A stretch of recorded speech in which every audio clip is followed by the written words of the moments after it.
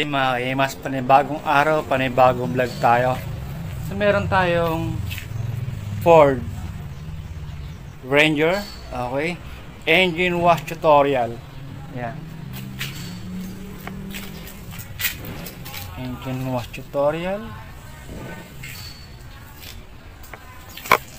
Yan. And syempre insulator kasama sa paglilinis. Yan. Ano nga ba yung mga dapat ingatan sa Ford Ranger? Okay. Syempre, alternator, intake filter hose. So safe naman siya kahit di nyo natakpan. At computer box. So wala dito ang kanyang computer box. Okay, wala. Ito po ay fuse box. Yan.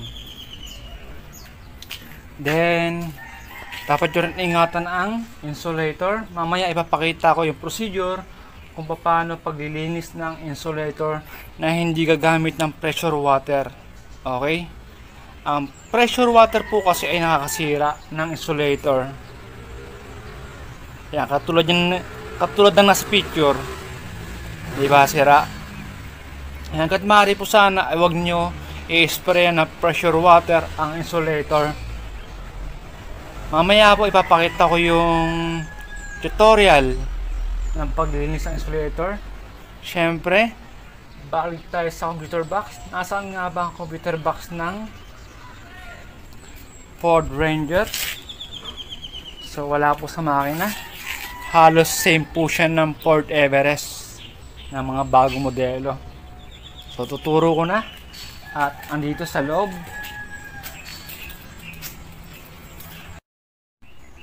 So ayan, pasok tayo sa loob. Ayan, 2.2 6 auto. At andito sa loob, open natin. Ayan, sa pinakang ilalim ng dashboard. So dashboard sa baba. Ayan. Ayan mga kahimas, ang kanyang computer box sa loob. So safe, diba? Wala sa makina. Ayan. Okay. Ayan. Same siya ng Ford Everest kung nasaan ang kanyang computer box. Ayun mga kahimas, at nakita nyo nga kung saan nakalagay ang computer box. So hindi lahat ng mga unit or mga sasakyan ay nasa loob ang computer box at nasa makina ang computer box. Okay, depende po yan. Kaya magtanong po kayo sa mga mekaniko bago po kayo magsagawa ng pag-engine kung ano yung mga dapat ingatan sa makina. Or comment down below. Okay. And syempre, bago kayo magsagawa ng pag-engine, kinakailangan nyo tanggalin itong cover. Ayan. Kahit hindi nyo po tanggalin itong cover, mabasa pa rin po yan. Then yan, mabasa pa rin po yan. Nasa gilid. Ayan. Mabasa pa rin po yan. Kung sakaling kayo ay mag-engine wash at kung wala kayong steamer machine, kaya pinakamainam ay tanggalin nyo. Hinihila lang po yung pataas mga kahimas. Hilahan nyo lang pataas. Merong mga unit tulad ng mga Fortuner, Fortuner Trailblazer ay mga nakatornilyo. Tsaka Montero, mga nakatornilyo sila. So gist lang yun mga kahimas, madali lang. Hilahan nyo lang. Ito ay dihila lang pataas. Dahan-dahan lang. Okay. Yun. Kita nyo naman gaano karumi, diba? Ang masama kasi dyan mga kahimas, pag di nyo tinanggal itong cover, plastic cover, hindi nyo maboblower na maayos at hindi nyo malilinis na maayos. Eto yan,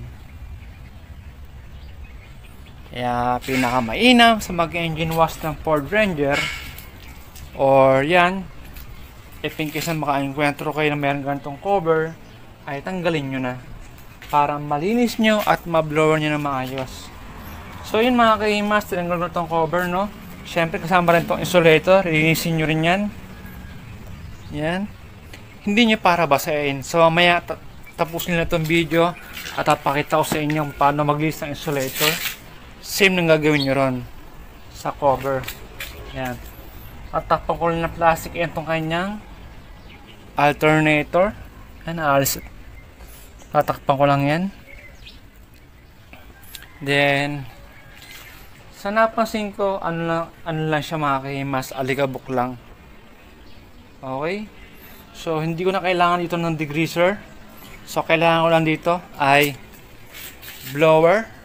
Kung wala kayong blower, pwede air compressor. And pwede kayo gamit ng degreaser. Siyempre gamit ko rito, wala akong foam tank or foam shampoo. Gamit ko rito, yan lang, Joy, timba at ang wash mitt. Pwede rin kayo gamit ng mga brush katulad nito. Meron po niya sa Lazada. So kung wala po kayong mahagilap, pwede po niya sa hardware katulad ng paintbrush. Katulad po nito. Yan, paintbrush. So yun.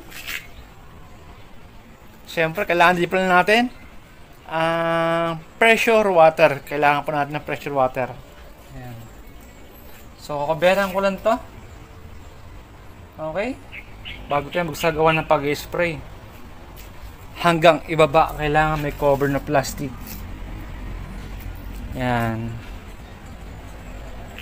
Start. Ayan mga kaimas, yung kanyang alternator. Natakpan natin ng plastic. Yan. Okay. Then tayo ay mag-spray na ng pressure water bago tayo magsagawa ng pagkasabon. Yan. At bago po tayo magsagawa ng pag-engine wash, hanggat maaari po sana ay iwasan po natin na tumama ang ating mga hose, dahil pwede po yung mag-cause ng hairline scratches at ang mga susi at ang ating belt, upang di mag-cause ng gasgas sa mga body painted at chrome. Okay? Hindi lang makina ang ating ingatan, pati rin yung labas para good sa customer. Okay? Shoutout sa lahat. So ayun mga kaimas, nag-shot ako ng apron para yung aking belt ay hindi tumama sa body painted at chrome. Hot, syempre sa balikat. Balikat lang ang hot.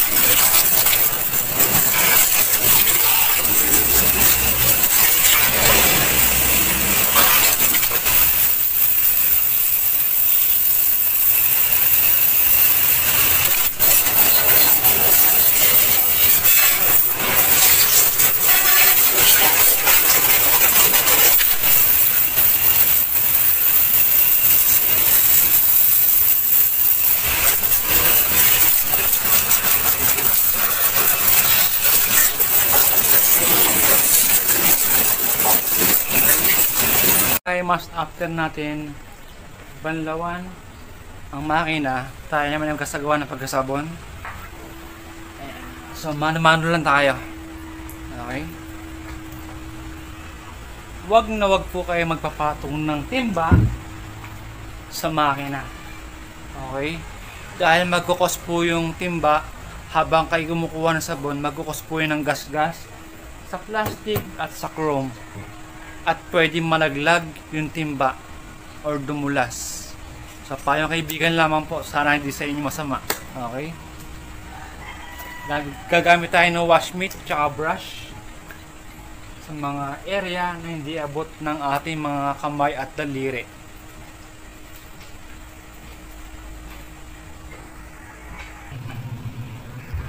So ayun mga kahimas, gagamit tayo ng brush kung wala kayo nito. Pero meron po dito sa Lazada. Yan. Or eto. Siyempre wash mitt. So kung wala kayong wash mitt, pwede naman microfiber towel or foam. Pwede po yung pansabon. So umpisahan natin. Ayan. Okay ba?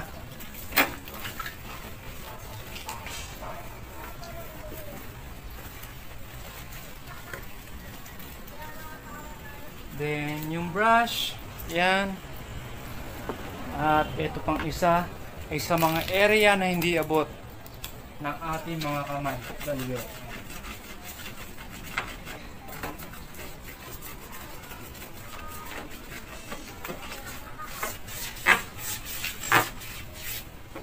Okay? Ayan.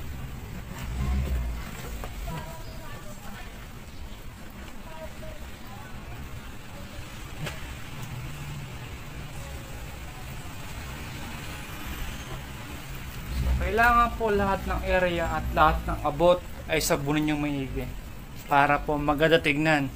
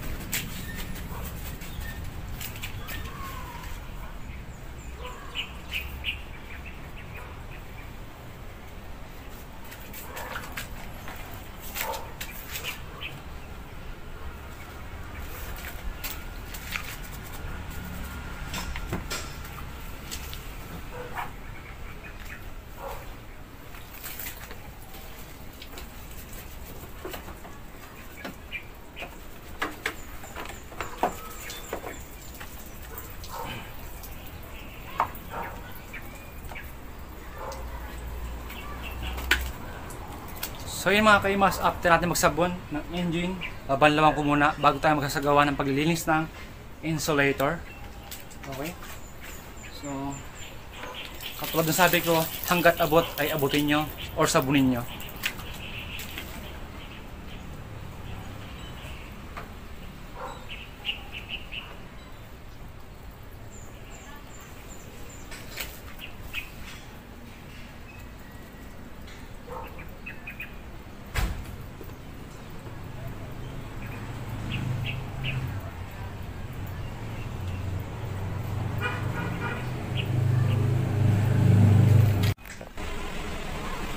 So yung mga kaimas, meron tayong microfiber towel.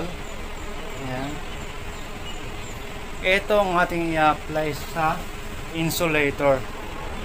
Hindi tayo mag-i-spray dahil masisira po yan. Nakakaya sa customer. Ayan. Siyempre sabon. Sabon.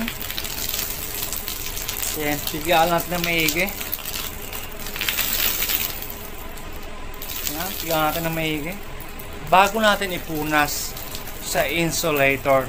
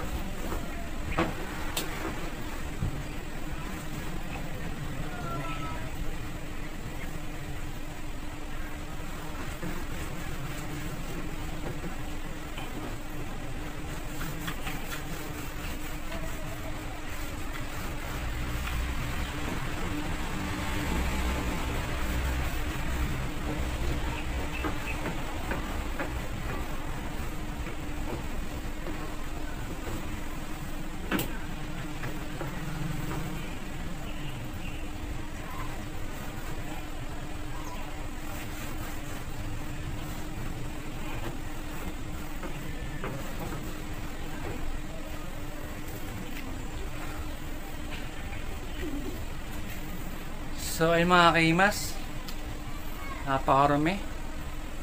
Ayan, kabila pala. So banlawan nyo lang ulit itong microfiber towel bago nyo ulit ipunas para makuha yung dumi. So ulit lang mga kaimas.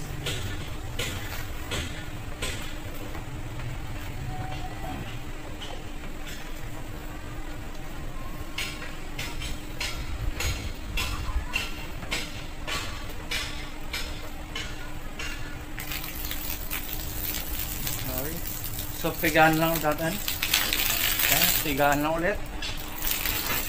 Bago natin ipunas sa area or sa insulator.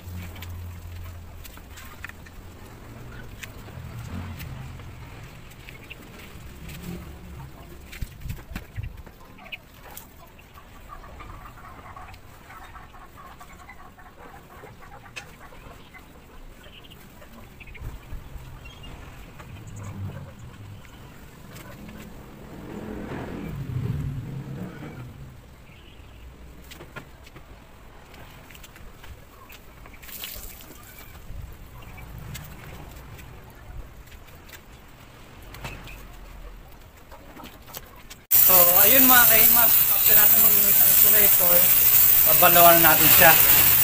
Siyempre, ito engine lang, itong ibaba. Okay? Yung hose sa balikat ulit upang hindi mag-cause ng gas-gas sa body painted. Balikat lang.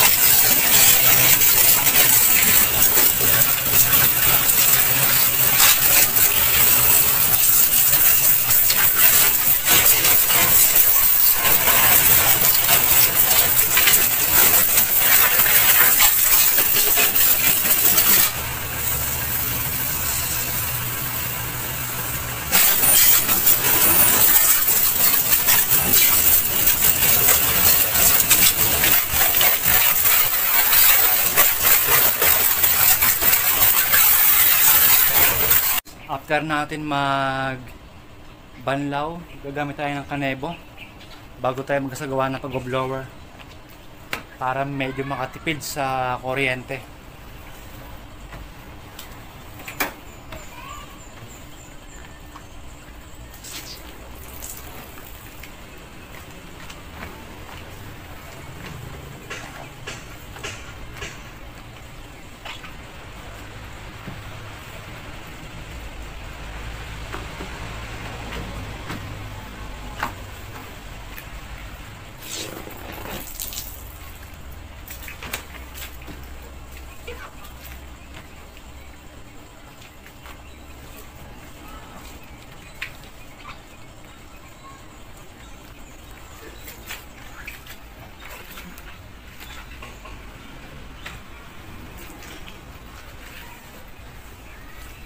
So, wag nyo muna aalisin yung plastic. Okay? Kailangan mablower nyo muna lahat ng area bago nyo alisin ang plastic cover sa alternator. So, blower na tayo. Ayan. Nabawasan mo yung aking blower. Ano kailangan mablower? Lalo na yung lahat ng mga socket ay kailangan mablower ng maayos para hindi magkaroon ng aberya at para hindi nakakahiya sa customer. So ayun mga kaimas, blower natin yung buong area, pero isang tip pa ulit para sa inyo. Huwag nyo hayaan na kumuskus etong cable wire sa body painted dahil ito po may tangay na buhangin na pwede pa rin mag-cause ng hairline scratches or gas-gas sa body painted at mga chrome. Konting tips para sa inyo. So balikat ulit tayo. Balikat lang. Yan.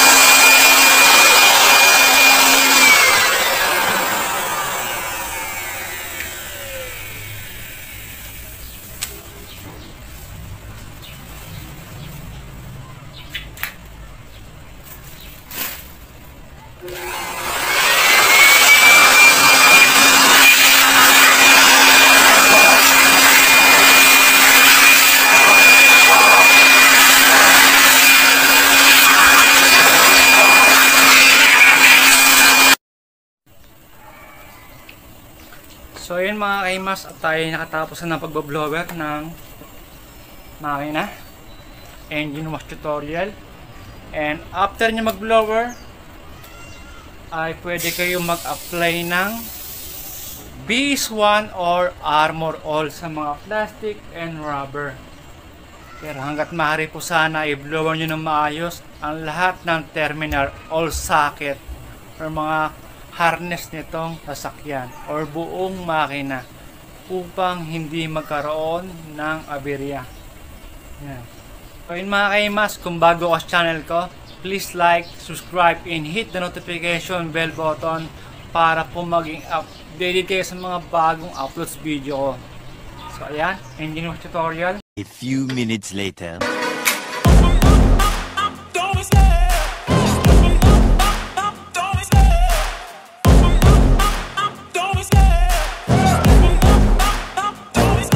I love the chase and the hunt, and I set the pace when I'm running. I always take what I want and I always give it 100. Don't need a bank, no I'm funded. Play the game like it's nothing. I'm always thankful for something. Don't take for granted, stay humble. Now wake up! It's time to look at the enemy. Look in the mirror if he is no friend to me. It's not working out, maybe it's the chemistry. It's time to break up so I can make a better me. Better believe in your mind, cause it's everything. You can mold, shape, find almost anything. All it takes is some time and some clarity to find your identity. It's mind over everything.